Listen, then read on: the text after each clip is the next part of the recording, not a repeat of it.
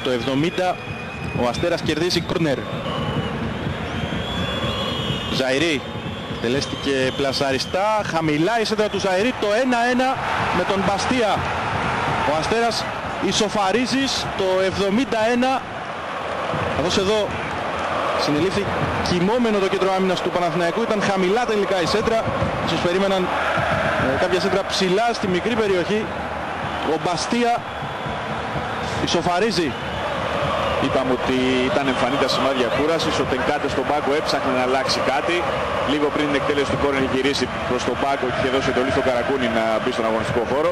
Ενώ ξαναβλέπετε τη φάση του γκολ από τον Μπαστία. Ο Καρακούνης θα μπει τώρα. Δημήτρη Κρητή.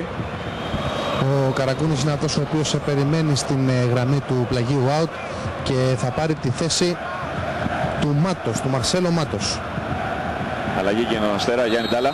Ο Εστέβες θα μπει με την πρώτη ευκαιρία στη θέση του Ζαηρή. Θα έρθει ο Φλάβιο από τα αριστερά, θα πάει ο Εστέβες από την δεξιά πλευρά.